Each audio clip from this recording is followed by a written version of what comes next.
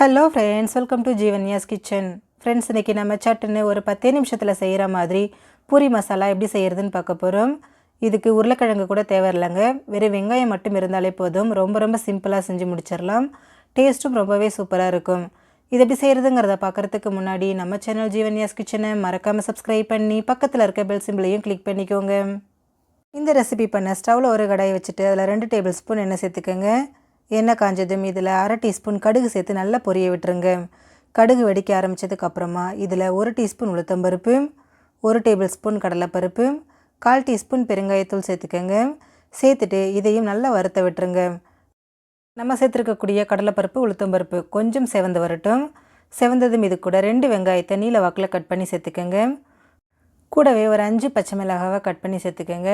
அடுத்ததாக இதில் 2 கொத்தளவுக்கு கருவேப்பிலை, ஒரு 1/2 டீஸ்பூன் உப்பு சேர்த்துருங்க. சேர்த்துட்டு வெங்காயம் நல்லா கண்ணாடி பதம் வர அளவுக்கு வதக்கி விடுங்க. இதில் காரத்துக்கு வெறும் பச்சை மிளகாய் மட்டும்தாங்க சேர்க்குறோம். அதனால் உங்கள் காரத்துக்கு தகுந்த மாதிரி மிளகாவை கூட குறைய சேர்த்துக்கோங்க. பாருங்கள், வெங்காயம் நல்லா சாஃப்டாக வதங்கி வந்திருக்கு. இப்போ இதில் 1 டீஸ்பூன் இஞ்சி பூண்டு விழுது சேர்த்துருங்க. சேர்த்துட்டு இஞ்சி பூண்டோட பச்சை வாசனை முழுமையாக போகிற அளவுக்கு திரும்பவும் இதை நல்லா வதக்கி விடுங்க. பாருங்கள், இஞ்சி பூண்டும் நல்லா வதங்கி வந்திருக்கு. இப்போ இதில் ஒரு தக்காளியை கட் பண்ணி சேர்த்துக்கோங்க. கூடவே 1/4 டீஸ்பூன் மஞ்சள் பொடியும் சேர்த்துருங்க. சேர்த்துட்டு இதை வதக்கி விட்டுருங்க. தக்காளி ரொம்ப குழையக்கூடாது. தக்காளியில் இருக்கக்கூடிய பச்சை வாசனை போயிட்டு அது சாஃப்டாகிற அளவுக்கு மட்டும் வதக்கி விடுங்க. தக்காளி அப்படியே முழுசாகவே இருக்கட்டும்.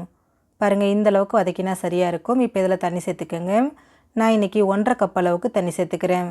சேர்த்துட்டு இது எல்லாத்தையும் திரும்பவும் ஒரு தடவை நல்லா கலந்து விட்டுருங்க.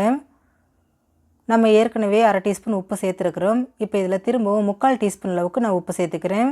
சேர்த்துட்டு திரும்பவும் ஒரு தடவை நல்லா இதை கலந்து விட்டுடலாம். கலந்ததுக்கப்புறமா இதை மூடி போட்டு ஒரு 5 நிமிஷம் மீடியம் ஃப்ளேமில் வேக விடுங்க. வெங்காயம் க்ரன்ச்சியாக இல்லாமல் நல்லா சாஃப்டாகிற அளவுக்கு வேகணும். பாருங்கள், 5 நிமிஷம் ஆகிடுச்சு. வெங்காயம் நல்லா வெந்து வந்திருக்கு. தண்ணியும் ஓரளவுக்கு அதில் இருக்குது பாருங்கள். இப்போ ஒரு கிண்ணத்தில் 2 டேபிள் ஸ்பூன் கடலை மாவு எடுத்துக்கோங்க. கூடவே ஒரு 1/4 கப் அளவுக்கு தண்ணி சேர்த்துட்டு இதை கொஞ்சம் கூட கட்டிகள் இல்லாமல் நல்லா கரைச்சி எடுத்துருங்க. பாருங்கள், கொஞ்சம் கூட கட்டிகள் இல்லை, நல்லா கரைச்சாச்சு. இதை அப்படியே சேர்த்துருங்க. சேர்த்துட்டு இதை ஒரு தடவை நல்லா கலந்து விடுங்க. நம்ம கடலை மாவு சேர்த்ததுக்கப்புறமா இது ரொம்ப நேரத்துக்கு கொதிக்க வைக்க வேண்டாம். ஒரு 2 நிமிஷத்துக்கு மட்டும் கொதிக்க விட்டு எடுத்துடலாம். பாருங்கள், 2 நிமிஷம் ஆகிடுச்சு. நல்லா கொதிச்சிருச்சு. இந்த திக்னஸ் இருக்கும்போதே எடுத்துருங்க. இது ஆறும்போது இன்னுமுமே நமக்கு கெட்டியாகும். பாருங்கள், இந்த அளவுக்கு இருந்தால் போதும். இப்போ இதில் கொஞ்சமாக பொடியை நறுக்கின மல்லி இலையை சேர்த்துருங்க. சேர்த்துட்டு ஒரு தடவை நல்லா கலந்துட்டு ஸ்டவ்வில் இருந்து எடுத்துடலாம்.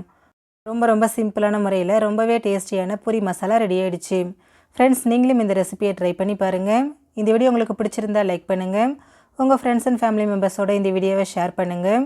இந்த வீடியோ பற்றின உங்களோட கருத்துக்களை மறக்காமல் கமெண்ட் பாக்ஸில் கமெண்ட் பண்ணுங்கள். நம்ம சேனல் ஜீவன்யாஸ் கிச்சனை சப்ஸ்கிரைப் பண்ணாத நண்பர்கள் மறக்காமல் சப்ஸ்கிரைப் பண்ணி பக்கத்தில் இருக்க பெல் சிம்பிளையும் கிளிக் பண்ணிக்கோங்க.